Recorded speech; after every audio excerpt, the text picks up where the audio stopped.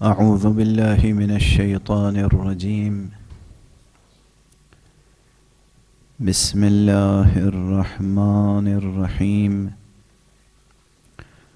الحمد لله رب العالمين، والصلاة والسلام على أشرف الخلائق أجمعين،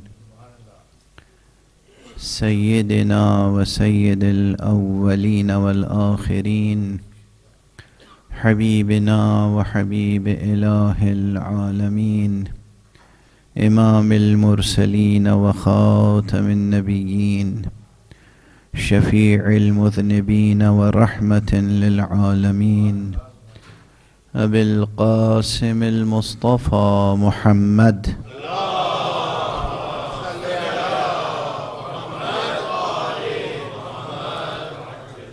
وعلى أهل بيته الطيبين الطاهرين الهداة المهديين المعصومين المظلومين، واللعنة الدائمة على أعداء الحق والدين. أما بعد، فقد قال الله تعالى عز اسمه في محكم كتابه ومتقن خطابه: بسم الله الرحمن الرحيم. سبحان الذي أسرى بعبده ليلا من المسجد الحرام إلى المسجد الأقصى الذي باركنا حوله لنريه من آياته إنه هو السميع البصير. صدق الله العلي العظيم.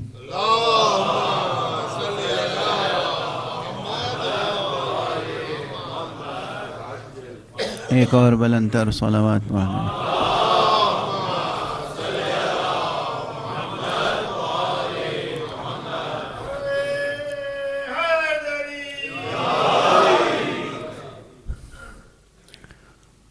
سورہ مبارکہ بنی اسرائیل یا سورہ مبارکہ اسراء کا یہ عظیم الشان مطلع ہے، پہلی آیت ہے جس میں حضرت حق سبحانہ و تعالی کی تسبیح بھی ہے اور حضرت ختمی مرتبہ صلی اللہ علیہ وآلہ وسلم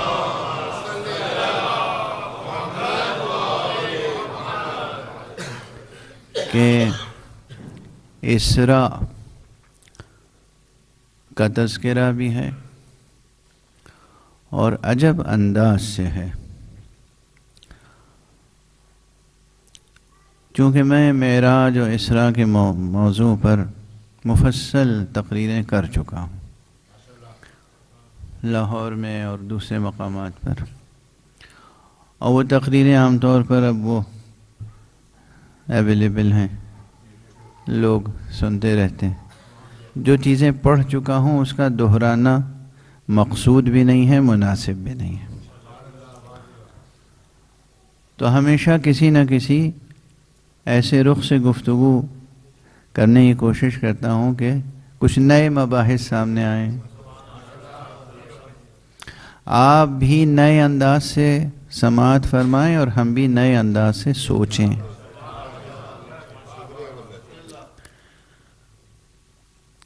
اور اسی لیے کل جو گفتگو ہوئی تمہیدی، وہ گفتگو یہ تھی کہ یہ مجلسیں جو کہ مکتب ولایت سے تعلق رکھتی ہیں، ان مجلسوں میں آنے کا ہدف و مقصد کیا ہے؟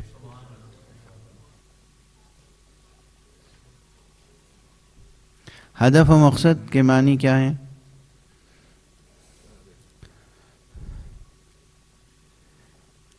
ہر شے میں اللہ سبحانہ و تعالی نے، ہر شے میں اللہ سبحانہ و تعالی نے کمال کی ایک استعداد مضمر فرمائی ہے.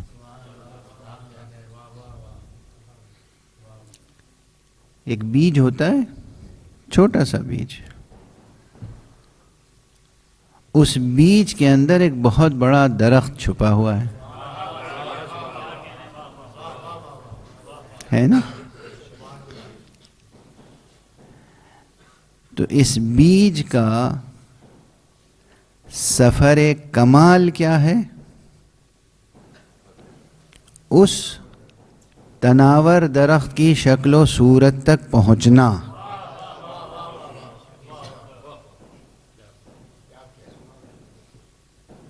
اس تخم کا، اس بیج کا سفر کمال یہ ہے کہ وہ اس شکل و صورت تک پہنچے جو اس مصور حقیقی نے، جس کے ناموں میں سے ایک نام ہی یا مصور ہے، المصور ہے، اس نے جو شکل و صورت آخری اس میں پوشیدہ رکھی ہے، اس تک پہنچنا اس کی غرض ہے، اس کا مقصد ہے، اس کا ہدف ہے، اور اس تک پہنچنا اس کا کمال ہے۔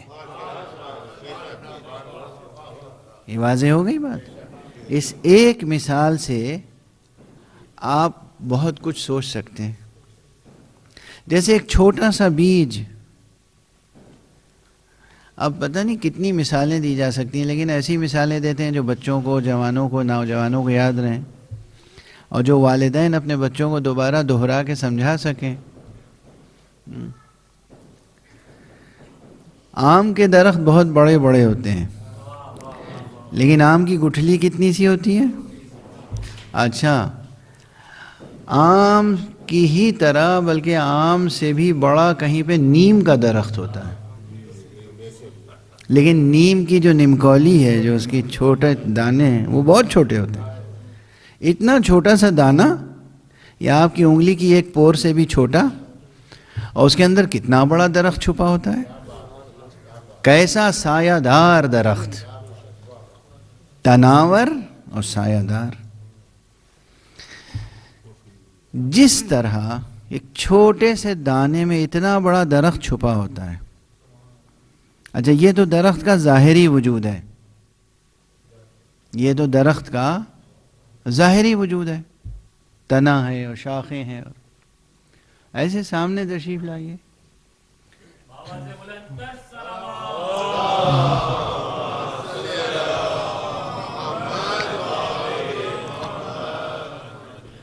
ایک اور صلوات پڑھ دیجیے۔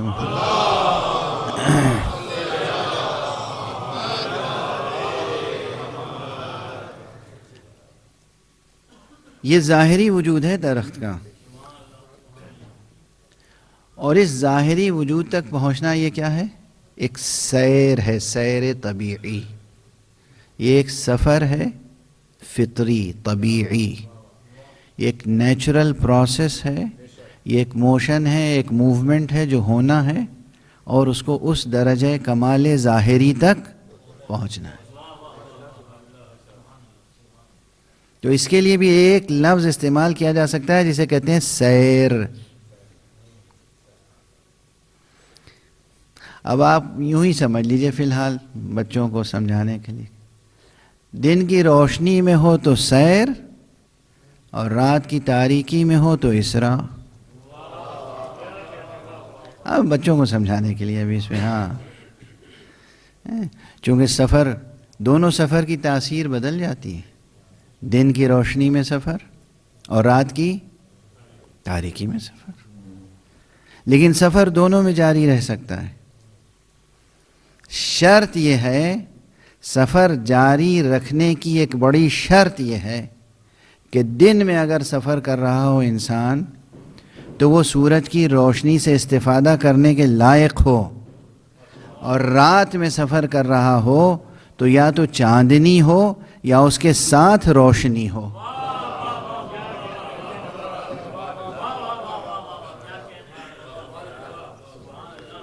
روشنی کے بغیر سفر نہیں ہو سکتا، روشنی کے بغیر سفر نہیں ہو سکتا، نہ زمین پر نہ فضا میں، نہ زمینی سفر نہ آسمانی سفر، بغیر روشنی کے سفر نہیں ہو سکتا۔ دو چیزیں، خارج میں روشنی ہو اور داخل میں توانائی، سفر کرنے کی طاقت، قوت ہے۔ بچوں کے سمجھانے کے لیے ابھی یہ سب کر رہا ہوں نا، ابھی بات نتیجے تک پہنچے گی۔ اگر آپ کو گاڑی چلانی ہے اور بہت تیز گاڑی چلانی ہے اور رات کی تاریکی میں سفر کرنا ہے تو آپ کے پاس روشنی بھی ہونی چاہیے اور آپ کی پیٹرول کی ٹنکی بھی فل ہونی چاہیے، ٹھیک ہے نا؟ تو دو چیزیں چاہیے، ایک جو آپ کو انرجی دے، طاقت دے، اور ایک جو آپ کے راستے کو روشن رکھے۔ اگر آپ کو بحیثیت انسان سفر کرنا ہے اور بحیثیت انسان اپنے درجہ کمال تک پہنچنا ہے، دن کی مجلس میں بھی کہہ چکا ہوں، اکثر یہ بات کہتا ہوں، آج اس اسلوب سے، اس مثال کے ساتھ کہہ رہا ہوں، اگر آپ کو بحیثیت انسان اپنے سفر کمال کو مکمل کرنا ہے تو دو چیزیں چاہیے، روشنی بھی، توانائی بھی۔ آپ کے لیے روشنی کا نام ہے علم، توانائی کا نام ہے محبت۔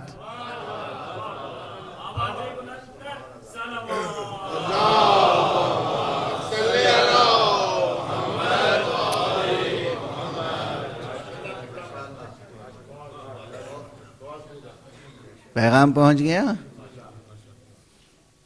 ہماری مائیں سن رہی ہیں، بہنیں سن رہی ہیں، بزرگ حضرات سن رہے ہیں۔ بچوں کی تربیت ان نکات کی روشنی میں ہو۔ ہاں، ابھی گھر کے مسائل چھیڑنا ممبر پہ اچھا نہیں لگتا نا، مگر ایسے ہی اشارہ کر کے آگے بڑھ جاؤ۔ عموماً جو ہمارے گھروں میں تربیت کا ماحول ہوتا ہے وہ کیا ہوتا ہے؟ رشک، حسد، سوء ظن، یہ سب تاریکیاں ہیں۔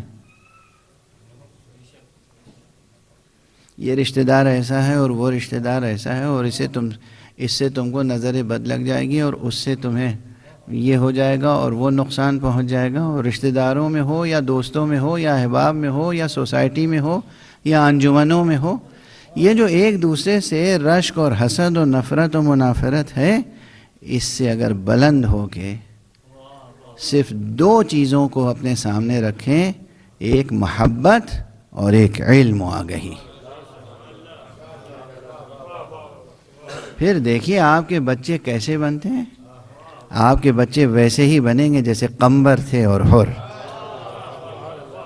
ایک صلوات پڑھ دیجئے محمد۔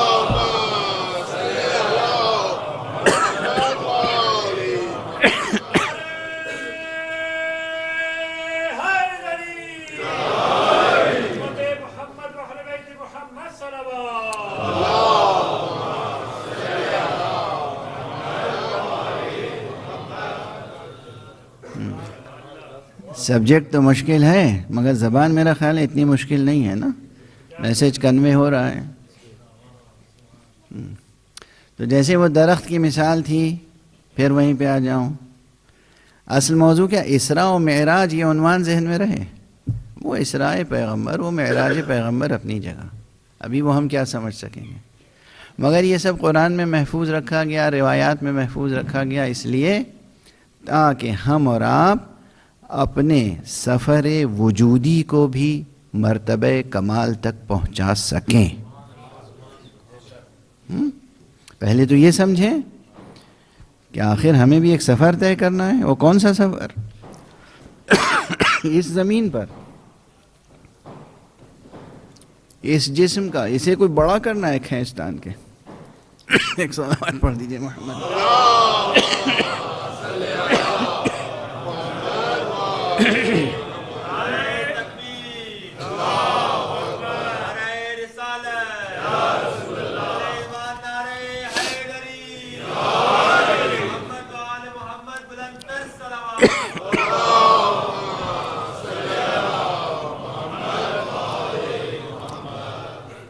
آپ سب سے پہلے کہ آپ انسان ہیں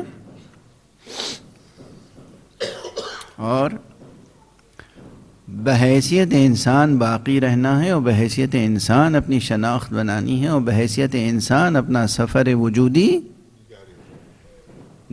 درجہ کمال تک پہنچانا ہے۔ ایک بات اور مکرر توجہ دلاتا ہوں، پھر توجہ دلا رہا ہوں، ابھی لکھنؤ میں بھی یہ جملہ کہہ کے آیا ہوں، سب لوگ سنیں توجہ سے۔ اور سمجھیں، یہ تو بالکل سامنے کی بات ہے نا کہ ہم سب حیوان ہیں. برا لگ گیا؟ اس میں جھوٹ کیا ہے؟ غلط کیا ہے؟ یہ بالکل سامنے کی بات ہے، ہم سب حیوان ہیں. یہ ڈاکٹر بیٹھے، ان سے پوچھئے، وہ بھی ایک ڈاکٹر بیٹھے ہوئے، کئی طرف ڈاکٹر حضرات بیٹھے. یہ جتنے ڈاکٹر صاحبان ہیں، جتنے سائنٹسٹ ہیں، یہ ہمیں اور آپ کو کیا سمجھتے ہیں؟ کچھ نہیں، بالکل حیوان. سنیں اس بات کو، یہ بالکل سامنے کی بات ہے، اس سے انکار نہیں کر سکتے کہ ہم سب حیوان ہیں. اور پہلے مثال دے چکا ہوں، بار بار کیا دہراؤں کہ یہ لوگ جو دوائیں دیتے ہیں ہم لوگوں کو، وہ دوائیں پہلے کس پر آزماتے ہیں؟ جتنی دوائیں ہمارے آپ کے علاج کے لیے استعمال ہوتی ہیں، وہ پہلے آزمائی جاتی ہیں حیوانوں پر. وہ کیسے کیسے حیوانوں پر؟ ممبر سے نام لیتے ہوئے بھی ذرا کراہت آتی ہے. کیسے کیسے جانوروں پہ آزماتے ہیں یہ دوائیں، جب وہاں کامیاب ہو جاتے ہیں اسی سے ہمارا آپ کا علاج کرتے ہیں. نہ کم نہ زیادہ، جو سچائی ہے بیان کر رہا ہوں میں. ہمت ہو تو جواب دیں ہمیں، یہ جھٹلا دیں ہیں؟ تو یہ سامنے کی بات ہے کہ ہم حیوان ہیں. جتنی سامنے کی یہ بات ہے کہ ہم حیوان ہیں، وہ اتنی ہی سامنے کی یہ بات بھی ہے کہ ہم انسان ہیں. فیصلہ یہ کرنا ہے کہ ہمیں اور آپ کو اپنی آخری پہچان بحیثیت حیوان بنانی ہے یا بحیثیت انسان.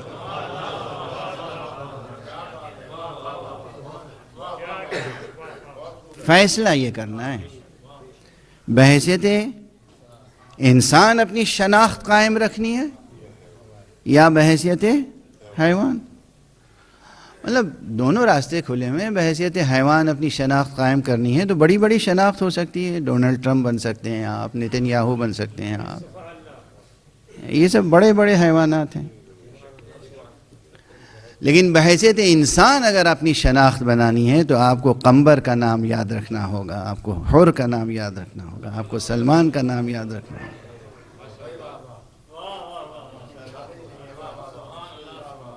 راستے کھلے ہوئے ہیں، روشن ہے، بالکل روشن ہے نا. حقیقت ایک سناٹا سا چھا گیا. کیا میں نے کسی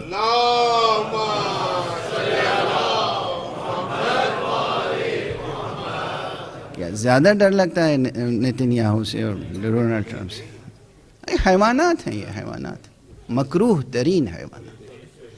یہ ایسے حیوانات ہیں کہ جو نجس ترین اور مکروہ ترین حیوانات ہیں. ان کو اگر ان سے تشبیہ دے دیں تو وہ روز آخرت کہیں گے کہ تم نے ہمیں ان سے کیوں تشبیہ دی.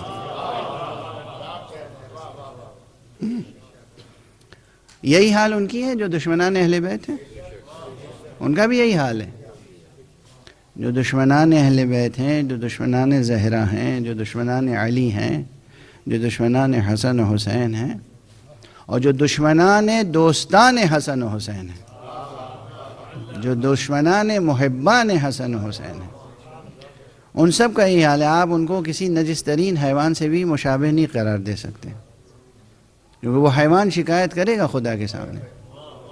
پروردگار میں حیوان تھا مگر میں دشمن اہل بیت نہیں تھا،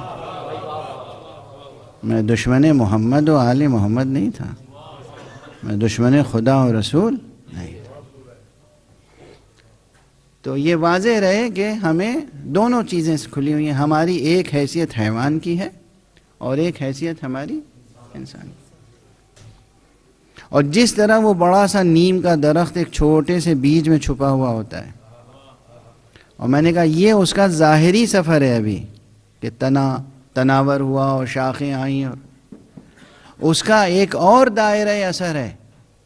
یہ جو درخت ہے، کوئی بھی درخت، یہ اپنی جگہ اپنی ایک خاص فضا میں محدود رہتا ہے. ٹھیک ہے نا؟ دیکھیے کتنی دلچسپ بحث چھڑ گئی ہے. ایک چھوٹا سا نیم کا بیج آپ نے بویا، وہ ایک زمین میں محدود ہے.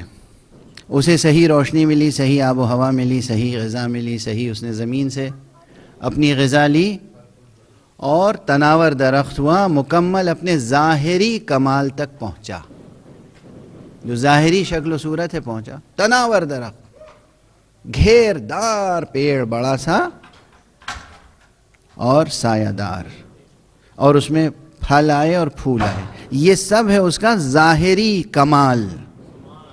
ایک ہے اس کے اندر باطنی کمال، وہ اللہ نے جو اس میں تاثیر رکھی ہے کہ اگر اس میں سے عرق نکال کے کسی مریض کو دیں تو شفا یاب ہو جائے. واضح ہوئی بات؟ یہ ابھی ظاہری کمال ہے، وہ باطنی کمال ہے. ظاہری کمال محدود ہوتا ہے، جہاں وہ پیڑ ہے بس وہیں تک رہے گا. باطنی کمال لامحدود ہو جاتا ہے. پیڑ ہندوستان میں ہے، اس کا عرق نکال کے انگلینڈ لے آئے، آپ یہاں شفا دے رہے ہیں. واضح ہے بات؟ پیڑ کہاں ہے؟ چین میں. پیڑ کہاں ہے؟ ساؤتھ افریقہ میں. پیڑ کہاں ہے؟ ساؤتھ امریکہ میں. اس کا ایکسٹریکٹ نکالا آپ نے اور ساری دنیا میں بھیج دیا. اب یہ اس کا باطنی کمال ہے کہ جو زمان و مکان کے حدود سے باہر ہو گیا. اتنی بات سمجھ میں آئی؟ ایک چھوٹا سا بیج، اس کا ایک ہے ظاہری سفر کمال اور ایک ہے باطنی سفر کمال. ظاہری سفر کمال محدود رہتا ہے زمان و مکان میں. باطنی سفر کمال وہ وسیع تر ہو سکتا ہے، لامحدود ہو سکتا ہے، نامتناہی ہو سکتا ہے. اور کسی درخت کا، وہ سب نامتناہی، لامحدود نسبی اصطلاحیں ہیں، ریلیٹیو چیزیں ہیں. ٹھیک ہے نا؟ یہی صورتحال ہے کہ ایک پورا انسان ایک قطرہ نفیس میں چھپا ہوتا ہے. ایک قطرہ آب، خدا کی قسم، بس ایک قطرہ آب، ایک گوہر نایاب، ایک قطرہ آب، اس کے اندر یہ پورا انسان چھپا ہوا ہے. اور دوہری چیزیں ہیں چھپی ہوئی. ایک انسان چھپا ہوا ہے ظاہری اعتبار سے. اب اس کا ایک سفر وجودی اور سفر ارتقاء اور سفر کمال ہے ظاہری، اور اس ظاہری سفر کمال کے بعد ایک ہے اس کا سفر کمال باطنی. سفر کمال ظاہری عموماً افقی ہوتا ہے، سفر کمال باطنی عمودی ہوتا ہے. اب میں کیسے ان اصطلاحوں کی تشریح کروں؟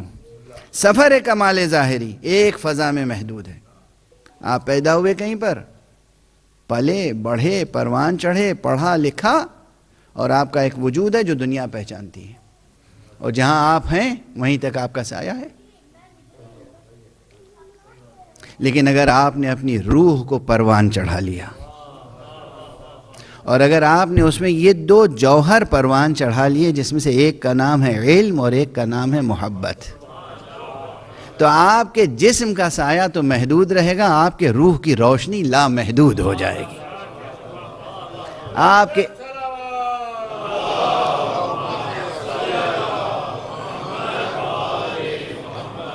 کے علم کا کمال پوری دنیا کو روشن کرے گا، آپ کی محبت کا معال پوری دنیا کو محظوظ کرے گا. غور فرما رہے ہیں آپ؟ اچھا، جب آپ کی یہ کیفیت ہے، آپ ایک عام انسان اگر واقعاً اپنا ظاہری سفر کمال طے کرتا ہے، جسم کی صحت ہے، ذہن کی صحت ہے، مکمل ایک انسان بنا، پڑھا لکھا، تو اس کا ایک وجود ہے، اس وجود کی ایک ہیبت ہے، اس وجود کا ایک جلال ہے، جمال ہے. اور پھر اگر اس نے اپنے علم کا استعمال کیا، ابھی ایمان نہیں آیا ہے درمیان میں، ابھی اسلام نہیں آیا ہے، ملحد ہے کوئی لیکن سائنٹسٹ ہے، اس نے روشنی ایجاد کی، الیکٹریسٹی دریافت کر لی، اس کا وجود تو محدود تھا، اس کا یہ باطنی کمال ساری دنیا کو روشن کر رہا ہے. کوئی سائنٹسٹ تھا، اس نے کوئی ویکسین ایجاد کی، تو اس کا وجود تو محدود تھا، لیکن اس کا یہ علمی کمال پوری دنیا میں تمام بیماروں کو فیض یاب کر رہا ہے. دیکھ رہے ہیں آپ؟ ایک انسان وہی ایک قطرہ نادیدہ، اس نے ایک سفر کمال ظاہری طے کیا اور پھر ایک سفر کمال باطنی، اور یہ باطنی بھی نسبی ہے، ابھی یہ بھی ریلیٹیو ابھی ہے، اس نے ساری دنیا کو فیض پہنچایا۔ یہ عام انسان کی بات ہے، یہ عام انسان کی بات ہے۔ اگر یہ عام انسان اپنا سفر کمال ظاہری اور سفر کمال باطنی مکمل کرے تو اس سے پورے کرۂ ارض کے انسان بھی فیض یاب ہو سکتے ہیں۔ اور وہ در یتیم عبداللہ،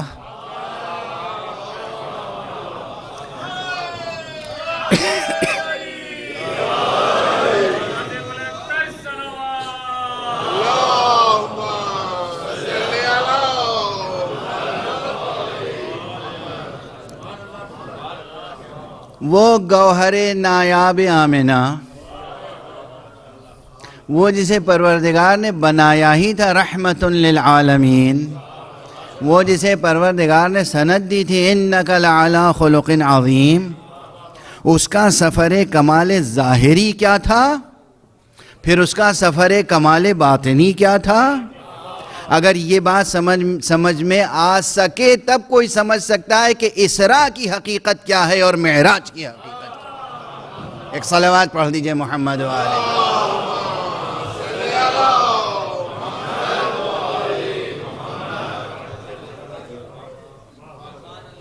اسراء مصطفیٰ اور معراج مصطفیٰ، اور اگر بس یہاں تک بات پہنچ گئی تو پھر ایک جملے میں آپ کی فکر اور عالم حیرت میں مبتلا ہو جائے گی۔ جب سرکار رسالت مآب صلی اللہ علیہ وآلہ وسلم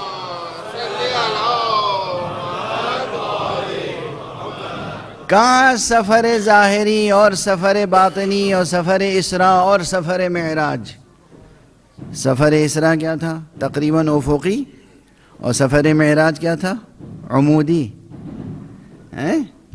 آیت میں موجود ہے نا۔ تو جب یہ ہم سمجھ نہیں سکتے تو اس حقیقت کو کیا سمجھیں گے کہ جسے کہا گیا ہے کہ یہ ہدیہ معراج پیغمبر ہے۔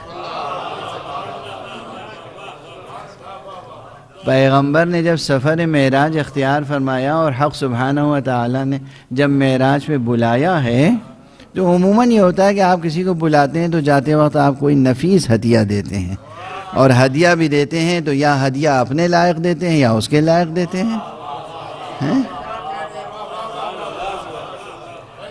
معراج پہ بلایا ہے کس نے؟ رب العالمین نے۔ بلایا ہے کس کو؟ رحمت للعالمین کو۔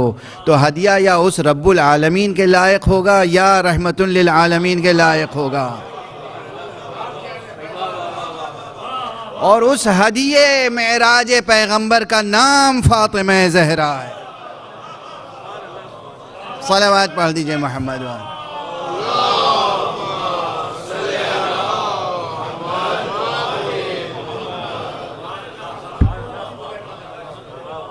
کیا مرتبہ ہے، خدا کی قسم کیا مرتبہ! کس میں سکت ہے، کس میں طاقت ہے، کس میں توانائی ہے، کس میں حوصلہ ہے، کس کے پاس ایسا دل، کس کے پاس ایسا ذہن جو ان کے مقامات و منازل و مراتب و کمالات کو سمجھ سکے، جو ان کے جمال و جلال کو سمجھ سکے۔ اسی لیے تو یہ فاطمہ تھیں۔ کتنے نماز پڑھنے والے ہیں، مگر یہ فاطمہ تھی کہ جب محراب عبادت میں قدم رکھ دیتی تھیں تو ہر وقت ایک نیا نور ساطع ہوتا تھا۔ در و دیوار مسجد ہی نہیں، در و دیوار خانہ ہی نہیں، عرش کے پائے تک، وہ جسے ایوان لاہوت کہیے، وہاں تک روشنی جبین زہرا پہنچتی تھی، اور اسی لیے آپ کا نام نامی زہرا تھا۔ یہ باتیں روایتوں میں ہیں، فضائل کی روایتوں میں ہیں، ہم لوگ پڑھتے ہیں، اکثر پڑھتے ہیں، لیکن بہت سے لوگ سمجھ نہیں پاتے۔ کیوں نہیں سمجھ پاتے؟ وہ کہتے ہیں مبالغے ہیں۔ مبالغہ؟ نہیں، انہوں نے اسی طرح سے، اب تو ہر طرف سے اس طرح کی جاہلانہ باتیں آنے لگی ہیں، نادانی کی، جہالت کی، تعصب کی، عما، بے بصیرت ہیں لوگ، اعما، اندھے ہیں۔ ان روایتوں کو سمجھنے کے لیے، ان مقامات و منازل کو سمجھنے کے لیے مکتب ولایت میں بیٹھنا ضروری ہے، اس کے بغیر بات نہیں بنتی۔ کہ جب بھی محراب عبادت میں آتی تھی فاطمہ زہرا سلام اللہ علیہ،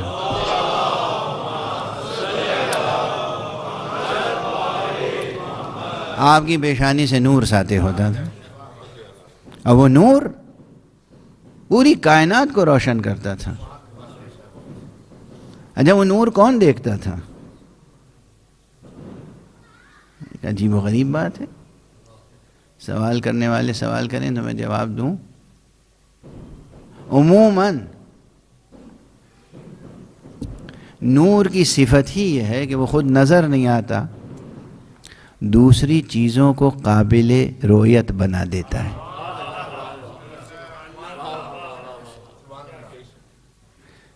فزکس کی کتابوں میں، بیسک کتابوں میں، ابتدائی کتابوں میں نور کی صفت یہ ہے، نور خود نہیں دکھائی دیتا، نور جس چیز پہ پڑتا ہے اسے دکھا دیتا ہے۔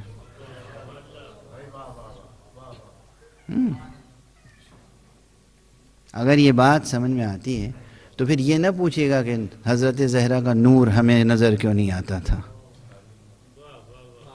یہ دیکھیے کہ حضرت زہرا کا نور نہ ہوتا تو کیا کیا چیزیں آپ کو نظر نہ آتی۔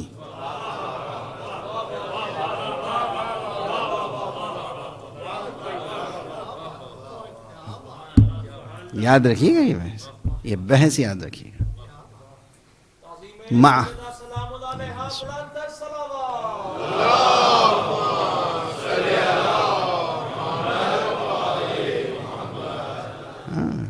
حدیث معصوم ہے، حدیث معصوم۔ یہ کوئی نہ کہے کہ صاحب من گھڑت روایتیں خود گڑھ لی ہیں فضائل میں، کہتے ہیں نا کہنے والے، دریدہ دہن، حاسد، روایتیں گڑھ لی ہیں فضائل میں۔ کیا مطلب ہے؟ اچھا زہرا تھی، نماز پڑھتی تھی تو روشنی ہو جاتی، کہاں روشنی ہوتی تھی؟ کسے نظر آتی تھی؟ بہت سادہ سا جواب انہوں نے دے دیا، بہت عمدہ۔ سورج نکلا ہوا ہو، دوپہر کا وقت ہو، اور کسی اندھے کو میدان میں کھڑا کر دیجئے، تب بھی اسے سورج نظر نہیں آئے گا۔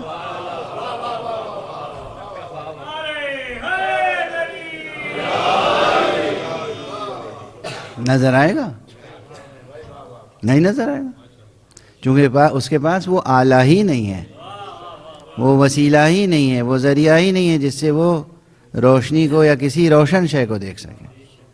لیکن جن کے پاس ذرا بھی بصارت اور بصیرت ہو، وہ یہ اندازہ کر سکتے ہیں کہ ہاں سورج نکلا ہوا ہے۔ اسی طرح جس کے پاس ذرا سا بھی اسلام و ایمان ہو، وہ یہ سمجھ سکتا ہے کہ نور جبین زہرا کے معنی کیا تھے، اور اگر یہ نورانی پیکر نہ ہوتا، اور اگر اس کی جبین مبارک سے ساطع ہونے والا، درخشاں ہونے والا یہ نور نہ ہوتا تو نہ جانے کتنی حقیقتیں ہمارے لیے نادیدہ ہو جاتی، کتنے الہیات کے مسئلے، کتنے اوصاف نبوت، کتنے کمالات عصمت ہمارے سامنے ہی نہ آتے۔ یہ کمالات عصمت آئے ہیں سامنے صرف اس لیے کہ وجود مبارک زہرا تھا اور اس کی پیشانی سے ہر وقت نور ساطع ہوتا رہتا تھا۔ ایک صلوات پڑھ دیجیے۔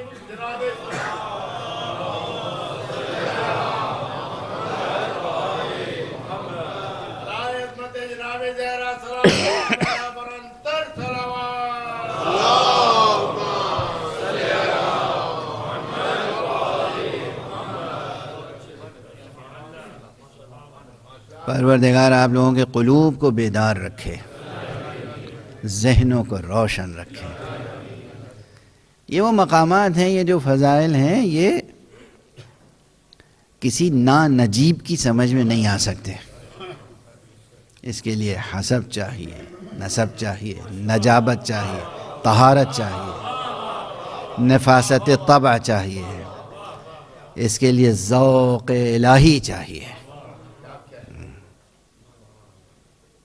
انسان متعلہ ہے جو یہ باتیں سمجھ سکتا ہے، وہ انسان جو خدا اور خدائی حقیقتوں کے بارے میں سوچتا رہتا ہو، وہ سمجھ سکتا ہے کہ نبی نے کیا فرمایا، امام نے کیا فرمایا، کس کے مرتبے میں، کس کی فضیلت میں کیا بات کہی گئی۔ تو جناب زہرا سلام اللہ علیہ کے فضائل میں یہ ایک بڑی اہم بات ہے۔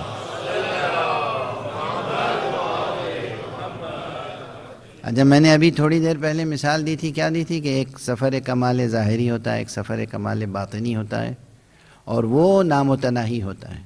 نامتناہی یعنی وہ زمان و مکان کے حدود میں محدود نہیں ہوتا، وہ اس زمین تک محدود نہیں ہوتا۔ چنانچہ روایت بھی یہی کہتی ہے کہ جب زہرا نماز پڑھتی تھی تو ان کی جبین مبارک کا نور صرف زمین تک نہیں رہتا تھا، عرش الہی تک پہنچتا تھا۔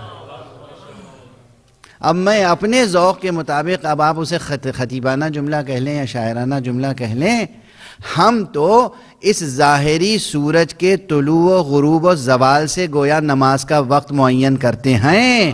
ارے فرشتے شاید زہرا کے جبین مبارک کے نور کو دیکھ کر نمازوں کے اوقات سمجھتے ہوں۔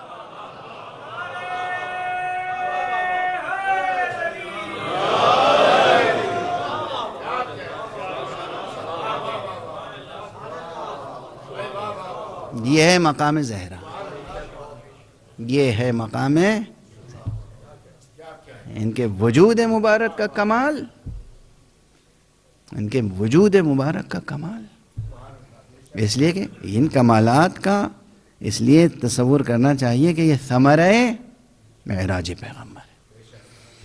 بس اب ایک دو جملہ عرض کر دوں، بار بار اس پر بھی بات آتی ہے کہ معراج پیغمبر یعنی کیا، معراج پیغمبر یعنی کیا، اسراء پیغمبر یعنی کیا۔ افسوس یہ کہ خود مسلمانوں کے درمیان مسلسل ایسے لوگ پیدا ہوتے رہتے ہیں جو ان چیزوں کا انکار کرتے ہیں اور تعویل باطل کا سہارا لیتے ہیں۔ جوانوں کے لیے، بچوں کے لیے ایک جملہ عرض کر دوں جو پہلے عرض کر چکا ہوں۔ اکثر پوچھتے ہیں لوگ کہ بھئی یہ شبہ آتا ہے، اب کتابوں میں ہے، بعض دنیاوی لحاظ سے بڑے ناموں کی طرف منسوب ہے یہ نظریہ۔ جب معراج پیغمبر کی بات ہوتی ہے، توجہ رکھیے گا، بات بالکل سامنے کی ہے۔ جب معراج پیغمبر کی بات ہوتی ہے تو لوگ کہتے ہیں کہ حضور نے، پیغمبر نے خواب دیکھا تھا۔ کیا؟ خواب دیکھا تھا۔ یعنی اس عقل پر بس رونے کا دل چاہتا ہے، اس عقل پر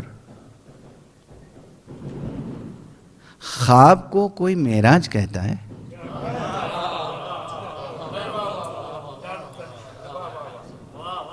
یعنی یہ بات جس نے بھی کہی ہے، یہ خواب والی بات،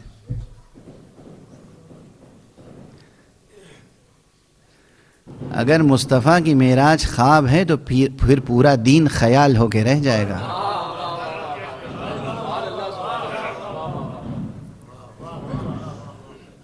اگر مصطفیٰ کی معراج خواب ہے تو پھر پورا دین خیال ہو کے رہ جائے گا۔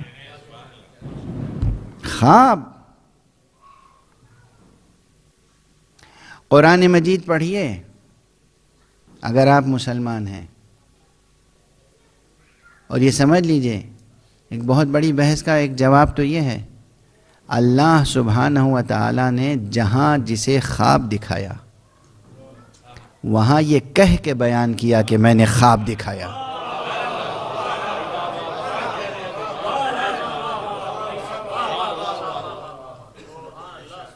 جناب ابراہیم کو خواب دکھایا تو یہ کہہ کے بیان کیا کہ خواب دکھایا۔ جناب یوسف کو خواب دکھایا تو یہ کہہ کے بیان کیا کہ خواب دکھایا۔ واضح ہے؟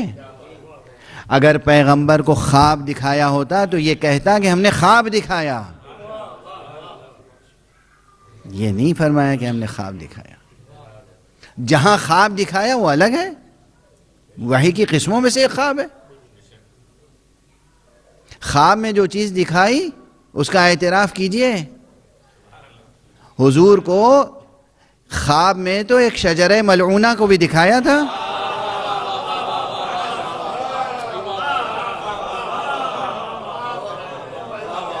اور اسی شجرہ ملعونہ کی ایک شاخ نے کہا ہے کہ معراج خواب ہے۔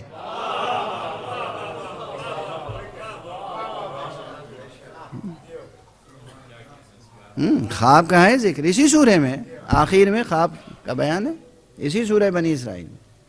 مگر وہ آیت جو خواب کی ہے اس میں کیا دکھایا تھا، اس کی تفسیر پڑھ لیجئے، شجرہ ملعونہ کو دکھایا تھا۔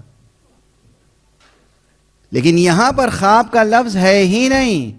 سبحان الذی اسریٰ بعبدہ، کیا کہنا اس کا جو اپنے بندے کو راتوں رات لے گیا۔ یعنی آپ کسے جھٹلانا چاہ رہے ہیں؟ نبی کو نعوذ باللہ، یا خدا کو علیہ باللہ؟ اور خواب دکھانا کوئی اتنا بڑا کمال نہیں ہے کہ جس پہ خدا ناز کرے۔ خدا ہے خدا، کوئی ہمارا سیاسی لیڈر تھوڑی ہے کہ جو جھوٹے خواب دکھا دکھا کے ناز کرتا ہے۔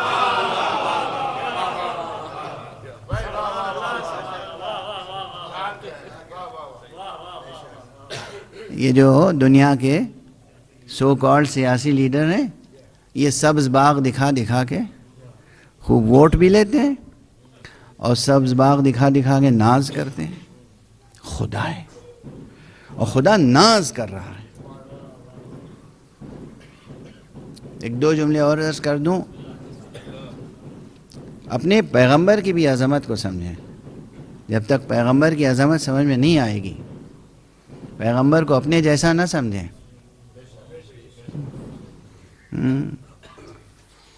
کیا نادانی سی نادانی ہے۔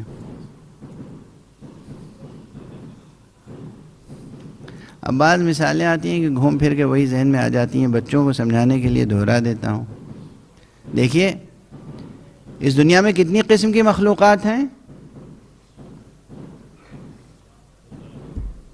نباتات، جمادات، حیوانات، انسان، یہ سب ہیں نا۔ تھوڑی دیر کے لیے جمادات کی دنیا میں آ جائیں۔ جمادات یہ پتھر، ریت، زمین، پہاڑ، سب اللہ کی مخلوق ہے نا۔ صحرا کے چھوٹے چھوٹے ذرے، یہ بھی پتھر ہیں۔ اور یہ جو بڑے بڑے پہاڑوں کے دل میں چھپے ہوئے جواہر ہیں، فیروزہ، عقیق، یاقوت، یہ جو سمندر کی تہ سے نکلتا ہے مرجان، یہ ہے نا نفیس پتھر جسے آپ کہتے ہیں۔ پتھر وہ بھی ہے، پتھر یہ بھی ہے۔ دنیا کا کوئی نہیں کہتا انسان کہ یہ سب برابر ہیں۔ پتھر یہ بھی ہے، پتھر وہ بھی ہے، لیکن دنیا کا کوئی انسان یہ نہیں کہتا کہ یہ سب برابر ہیں۔ اگر کوئی کہے تو وہ دیوانہ کہلائے گا، مجنون کہلائے گا۔ تو اگر قرآن نے انہیں بھی بشر کہا ہے اور آپ کو بھی بشر کہا ہے، تو آپ یہ نہ کہیے کہ سب برابر ہیں اور وہ ہمارے جیسے ہیں۔ وہ ہیں، آپ ہیں، اپنی حد میں رہیں۔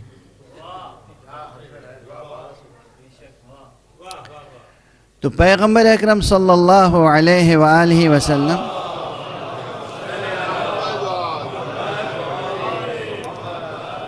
کا مرتبہ بس اب اس سے سمجھیے، دو آیتوں کی طرف اشارہ کر رہا ہوں۔ اللہ نے پیغمبر کو معراج پہ بلایا تو ناز کیا، خود ناز کیا، خود۔ سمجھ رہے ہیں آپ؟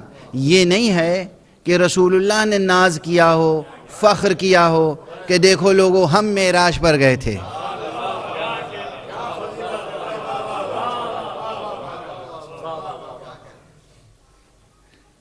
آپ کسی بڑے آدمی کو مہمان بلاتے ہیں تو آپ ناز کرتے ہیں کہ دیکھو ہم نے کسے بلایا۔ وہ آنے والا ناز نہیں کرتا. اور ہمارے ہاں پیغمبر اکرم نے ناز نہیں کیا ہے کہ دیکھو میں معراج پر گیا, میری عظمت کو تسلیم کرو. اللہ کہہ رہا ہے دیکھو مجھے پہچانو, میں اپنے بندے کو معراج پہ لے گیا.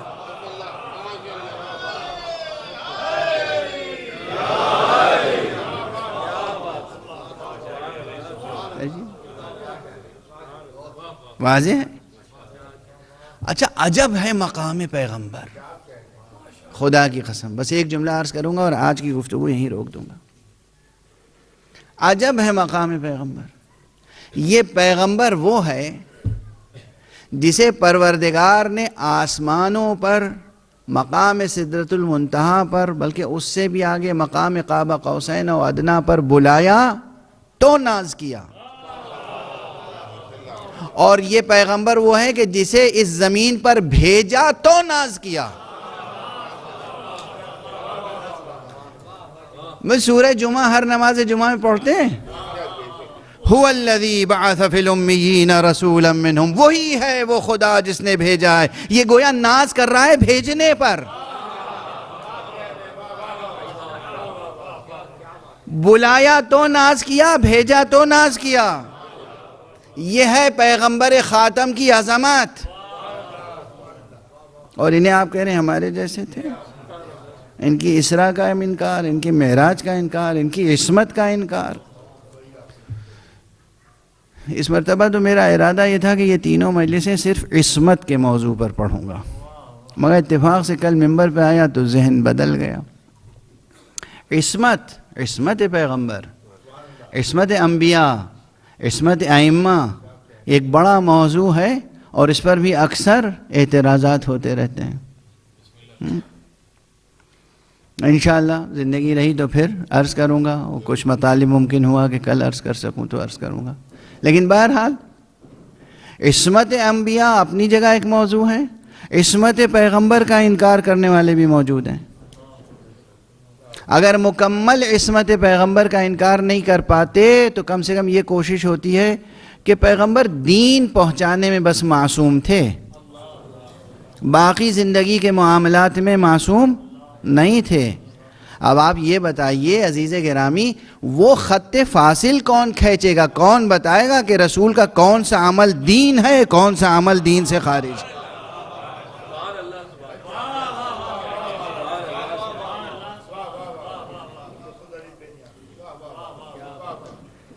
وہ خط فاصل کون کھینچے گا, کون بتائے گا؟ ایک ہی رسول ہے نا. رسول اٹھے, انہوں نے وضو کیا,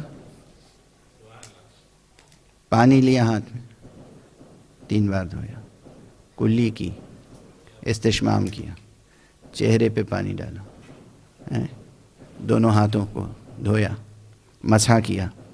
پورا عمل پیغمبر ہے. کون بتائے گا کہ اس میں واجب کتنا ہے, مستحب کتنا ہے؟ خود پیغمبر بتائیں گے نا, یا جناب محدث صاحب,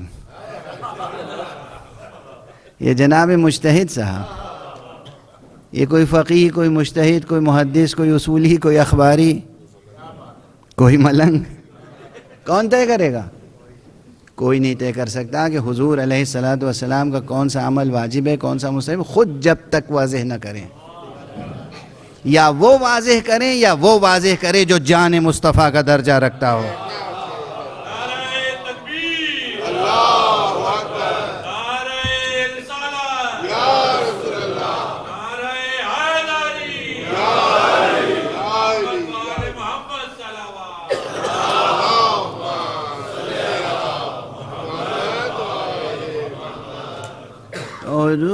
حضور معصوم ہے, ہماری نگاہ میں تو مکمل معصوم ہے. حضور مسکرائیں تو اسے ہم تبسم نبوت کہتے ہیں. حضور غضبناک ہوں تو ہم اسے جلال نبوت کہتے ہیں. حضور کسی پہ احسان کریں تو وہ احسان نبوت ہے. حضور کی مکمل زندگی معصوم کی زندگی. ایک جملہ اور عرض کر دوں, اس میں ایک لمبی چوڑی بحث چھپی ہوئی ہے. عصمت ایک صفت ہے ایسی جو خود تجزیہ پذیر نہیں ہے۔ کچھ چیزیں ایسی ہوتی ہیں کہ آپ انہیں ٹکڑوں میں بانٹ سکتے ہیں، کچھ چیزیں ایسی ہوتی ہیں کہ جسے آپ ٹکڑوں میں بانٹ نہیں سکتے۔ اب اس پہ سوچئے گا، یہ ایک مشکل مسئلہ ہو گیا، بچے سوچیں، بڑے سوچیں، سب سوچیں۔ کچھ چیزوں کو آپ تقسیم کر سکتے ہیں، کچھ چیزوں کو آپ تقسیم نہیں کر سکتے۔ عصمت وہ ملکہ ہے، عصمت وہ نفس انسانی، نفس معصوم کا وہ ملکہ ہے، وہ وصف ہے، وہ صفت ہے، وہ نعت ہے، وہ منقبت ہے، وہ جوہر ہے کہ جسے تقسیم نہیں کیا جا سکتا۔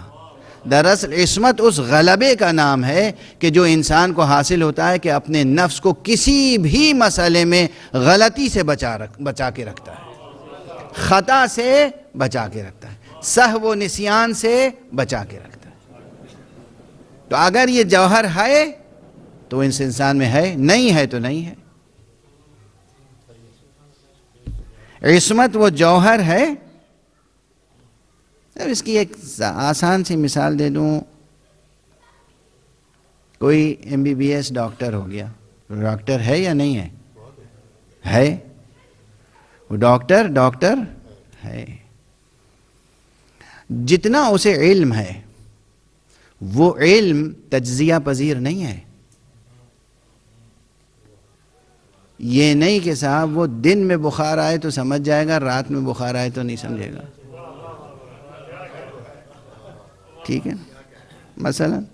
اور کیا بچوں کو کیا یاد رہے گا کہ بھئی نہیں، دن والا بخار سمجھ میں آ جاتا ہے، رات کا بخار یہ سمجھ ہی نہیں پاتے۔ یا مثلا اور کوئی مثال لے لیجئے کہ اپنی فیملی کا علاج تو کر پاتے ہیں، باقی کسی کا علاج نہیں کر پاتے۔ بھئی ڈاکٹر ہے تو ڈاکٹر ہے، جو بھی مریض آئے گا علاج کرے گا۔ علم جو ہے وہ تجزیہ پذیر نہیں ہے۔ اسی طرح جو وصف عصمت ہے، عصمت کا وصف، عصمت کا جوہر، عصمت کا ملکہ جب انسان میں پیدا ہو جائے تو پھر وہ تقسیم نہیں ہوتا کہ صاحب آفس میں معصوم رہیں گے، گھر پہ معصوم نہیں رہیں گے۔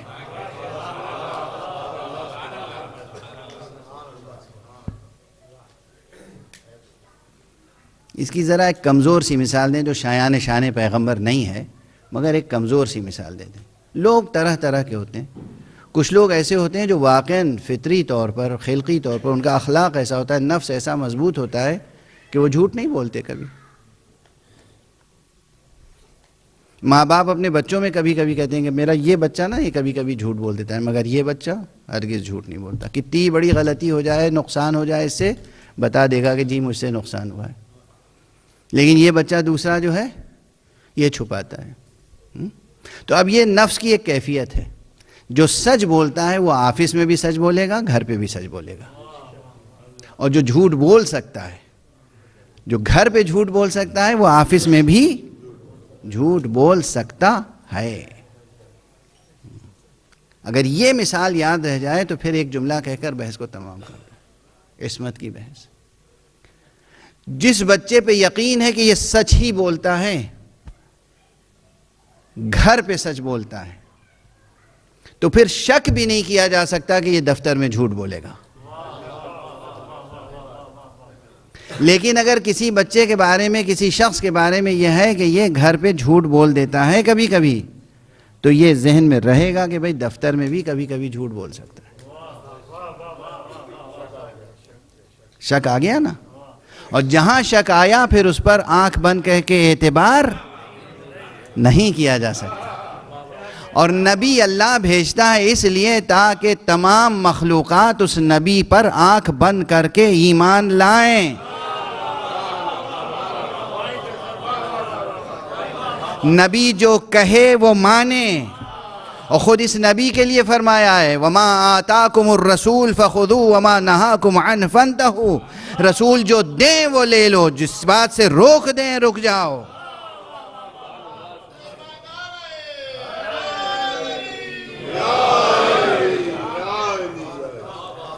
اب اگر یہ رسول جس کے لیے اللہ فرما رہا ہے کہ یہ تمہارے اوپر اس کی اطاعت واجب ہے، ایک صلوات پڑھیے۔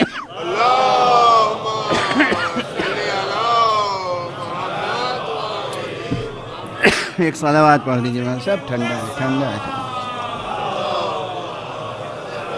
ایک اور صلوات پڑھ دیجیے.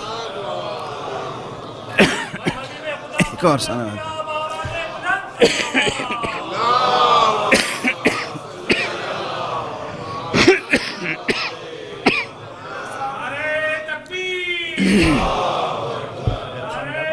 ہاں بھائی گرم ہی دیجیے، ٹھنڈا ہو گیا ہے بالکل.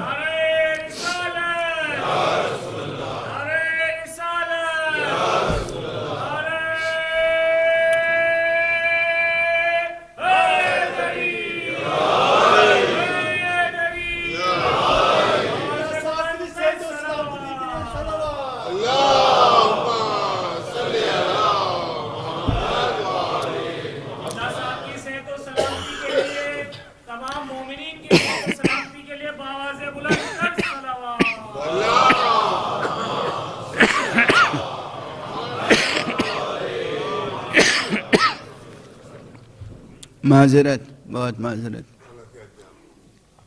یہاں تک اگر بات سمجھ میں آ گئی کہ اللہ نے حکم دیا ان کی پیروی کا، اور ایک دو مقامات پہ پیروی کا حکم دیا ہے. اصلاً اللہ نے جو لوگ براہ راست خدا تک پہنچنا چاہتے ہیں نا، کوئی وسیلہ نہیں کچھ نہیں، بس اللہ. بہت مشہور آیت ہے، قل ان کنتم تحبون اللہ، کہہ دیجئے اگر تم اللہ سے محبت کرتے ہو تو کیا کرو؟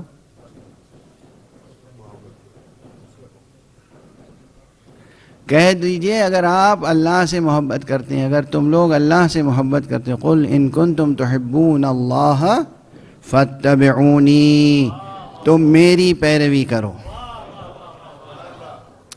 اپنی محبت کی اساس پر، اللہ اپنی محبت کی اساس پر جس کی پیروی کا حکم دے گا تو اس کی پیروی کرنی ہے نا. فاتبعونی، میری اتباع کرو، میری پیروی کرو، میرے ایک ایک نقش قدم کو دیکھ کر اس پر سجدہ کرتے ہوئے آگے بڑھو. اگر اللہ تک پہنچنا ہے تو میرے نقوش قدم کو دیکھ کے آگے بڑھو گے. وہ پیغمبر معصوم نہیں ہوگا؟ کیا ممکن ہے کہ اس کا کوئی قدم بھی لغزش کر جائے؟ ممکن نہیں. سراپائے عصمت کا نام ہے مصطفیٰ. اور بس جب سراپائے عصمت کا نام ہے مصطفیٰ تو صرف یہی نہیں کہ جناب زہرا کی ذات گرامی پیغمبر ختمی مرتبت کے لیے تحفہ معراج تھی، بلکہ پیغمبر کو اللہ نے یہ حکم فرمایا تھا کہ دیکھو اٹھتے بیٹھتے فاطمہ کی منزلت کو پہچانواتے رہنا.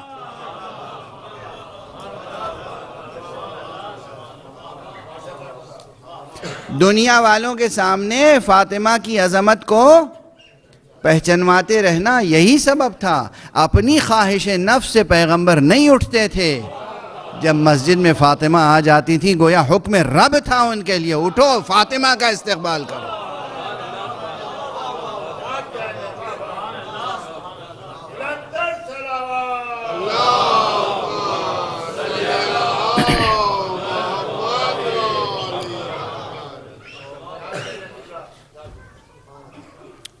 یہ جو ارشاد گرامی ہے، فاطمہ تو بضعۃ منی، فاطمہ میرا جز ہے. اور بس یہیں تک نہیں ہے، یہ بھی تو ہے کہ جس نے فاطمہ کو دکھ پہنچایا اس نے مجھے دکھ پہنچایا. جس نے فاطمہ کو رنجیدہ کیا اس نے مجھے رنجیدہ کیا. جس نے فاطمہ کو اذیت دی اس نے مجھے اذیت دی. یہ سب کیا؟ صرف بربنائے محبت ارشاد فرمائے، بربنائے محبت ظاہری، بربنائے محبت انسانی، بربنائے محبت بشری. یہ تو وہ رسول ہے جس نے پیغام دیا کہ جس کو چاہو خدا کی خاطر چاہو، جس سے تم دشمنی رکھو خدا کی خاطر دشمنی رکھو، اس سے دوستی رکھو خدا کی خاطر دوستی رکھو. جو سب کو یہ تربیت دے کہ الحب فی اللہ والبغض فی اللہ، وہ خود اپنی بیٹی سے بھی محبت کرے گا تو فی اللہ ہی تو کرے گا. ذات کہاں سے آ گئی؟ اللہ ہم سے کہتا ہے تم اپنے بیٹوں کو بھی چاہو تو میری خاطر سے، تم کسی کو دوست رکھو تو میری خاطر سے.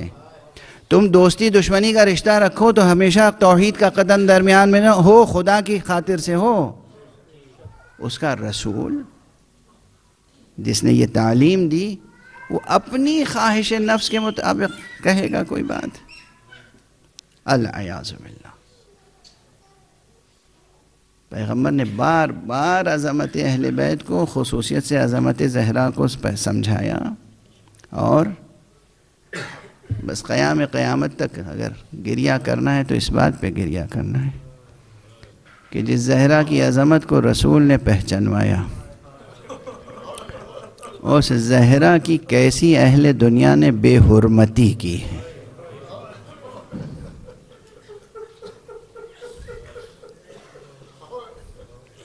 روایتوں میں حضور جب کہیں مدینے سے جاتے تھے تو سب سے آخر میں جس سے رخصت ہوتے تھے وہ زہرا ہوتی تھی. جب کہیں واپس آتے تھے تو سب سے پہلے جس سے ملتے تھے وہ زہرا ہوتی تھی. کیا عظمت! ٹھیک ہے بیٹیاں ہوتی ہیں، اولاد ہوتے ہیں سب کے، لیکن یہ یوں ہی تو نہیں تھا.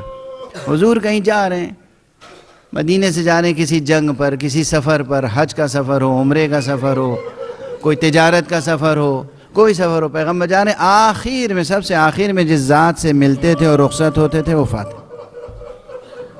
اور جب آتے تھے کہیں سے سب سے پہلے جس کے پاس جاتے تھے وہ فاطمہ. یہ مرکزی حیثیت تھی فاطمہ کی. یہ حدیث قصہ میں جو مرکزی حیثیت بیان ہوئی ہے وہ یوں ہی تو نہیں ہے، یہ مرکزی حیثیت تھی. وہ زہرا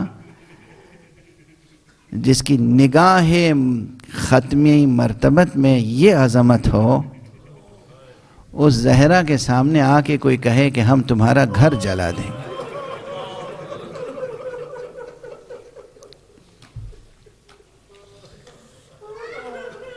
ہم تمہارا گھر جلا دیں گے.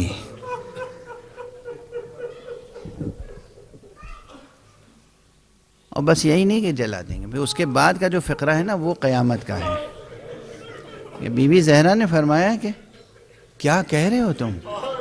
ارے اس میں رسول کے بچے حسن و حسین ہیں. جواب دیا گیا وَإِن، ہاں ہوا کریں، یعنی ہم حسن و حسین کے ساتھ اس گھر کو جلا دیں گے. اگر کوئی بھی ظلم زہرا پہ نہ ہوا ہوتا تو صرف یہ جملہ کافی تھا قیامت تک رونے کے لیے، لیکن صحیح نہیں کہ صرف یہ جملہ کہا گیا، بلکہ حقیقتاً دروازے پہ آگ اور لکڑی لے کر آ گئے.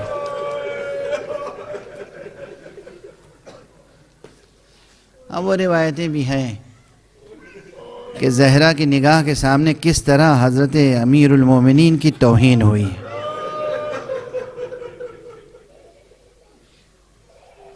کہ بی بی کو کہنا پڑا کہ میرے ابن عم ابو الحسن کو چھوڑ دو. علی کو کہاں لے کے جا رہے ہو؟ دیکھو اگر علی کو لے کے تم گئے، علی کو تم نے نہیں چھوڑا، تمہیں بددعا کے لیے ہاتھ اٹھا دو. زہرا چاہتی تھی کہ بددعا کے لیے ہاتھ اٹھائے تو کسی شقی نے اپنے غلام سے کہا کہ زہرا کے بازوؤں پہ تازیانے لگا. زہرا کے بازو پہ جو تازیانہ لگا تھا اس سے جو بازو متورم ہو گئے تھے،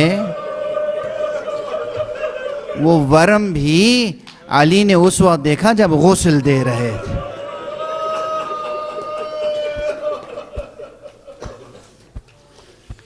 آپ کی آوازیں بلند ہیں، وقت گزر چکا، مجلس کے اختتام کا وقت بھی گزر چکا، مگر میں بس ایک واقعہ اپنی زندگی کا نقل کرنا چاہتا ہوں. میرے استاد مرحوم عارف بزرگوار حضرت علامہ حسن زادہ آمولی، پوری دنیا جانتی ہے، عارف تھے، عالم تھے، فیلسوف تھے، فقیہ تھے، قاموسی شخصیت تھی. آیت اللہ حسن زادہ آمولی. یہ بات مجھے دن تاریخ سب یاد ہے کہ ذی الحجہ کا مہینہ تھا اور 98 میں ان کی خدمت میں قم میں ان کے گھر پہ گیا اجازت لینے کے لیے کہ آغا میں جا رہا ہوں، اب 2 مہینے کے بعد حاضر ہوں گا درس میں۔ کہا کہاں جا رہے ہو؟ میں نے کہا امریکہ جا رہا ہوں۔ کہا کیا پڑھو گے؟ میں ظاہر ہے وہ استاد تھے، میں کیا کہتا، ہاتھ جوڑ کے میں نے کہا جو آپ فرمائیں۔ کہا بیٹھو۔ مجھے بیٹھا کے انہوں نے بہت سی روایتیں سنائیں، فضائل کی، مناقب کی، اور اس کے بعد کہا کہ دیکھو ایک روایت اور سن لو، یہ ایام فاطمیہ کے لیے ہے۔ کہا کہ جب جناب زہرا کی وفات ہو گئی، شہادت ہو گئی، دفن کر دیا، تو سب رو رہے تھے، رو رو کے سب خاموش ہو گئے، مگر امام حسن کا گریہ تھا کہ تھمنے کا نام ہے۔ بس مجلس تمام ہو گئی، امام حسن کا گریہ جاری، تڑپ تڑپ کے رو رہے تھے۔ ایک مرتبہ آقا حسین چھوٹے ہیں، حسین آگے بڑھے، بھائی کو لپٹایا، بھیا میں آپ سے چھوٹا ہوں، میں خاموش ہو گیا، آپ بھی خاموش ہو جائیے۔ معلوم ہے حسن نے کیا جواب دیا؟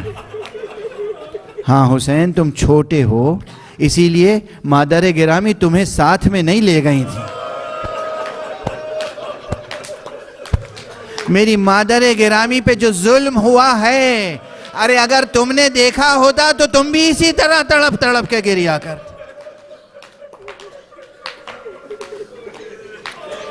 انا للہ و انا الیہ راجعون، رضا بقضائہ و تسلیما لامرہ۔ پروردگار ہمیں علوم قرآن اور معارف اہل بیت سے آشنا فرما۔ پروردگار معبود ہمارے سینوں میں ہمیشہ چراغ توحید روشن رہے۔ مالک ہمارے ہاتھوں میں ہمیشہ دامان ختم نبوت رہے۔ پروردگار ہمارے قدم ہمیشہ صراط مستقیم توحید و ولایت پر گامزن رہے۔ پروردگار ہمارے جوانوں کا مستقبل روشن فرما، ان کی دنیا ان کی آخرت سنوار دیں۔ پروردگار معبود ہمارے معاشرے میں علماء کی تعداد میں اضافہ فرما، مرجعیات رشیدہ کی حفاظت فرما۔ ہماری زبان میں جو مجتہد گفتگو کر سکتا ہے، حضرت آیت اللہ العظمیٰ شیخ بشیر نجفی، پروردگار ان کو بھی صحت و سلامتی عطا فرما، تا دیر ان کا سایہ قائم رکھ، مومنین کو ان سے زیادہ استفادے کی توفیق عطا فرما۔ پروردگار حضرت آیت اللہ العظمیٰ سیستانی کی حفاظت فرما، حضرت آیت اللہ العظمیٰ خامنئی کی حفاظت فرما۔ پروردگار اسلام کا پرچم سر بلند رہے، پروردگار مسلمان سرفراز رہے۔ پروردگار اپنے ولی آخر کو اذن ظہور عطا فرما، اور ان کے ہاتھوں سے اپنی رحمت و رافت و عدالت کا پرچم لہرا دے۔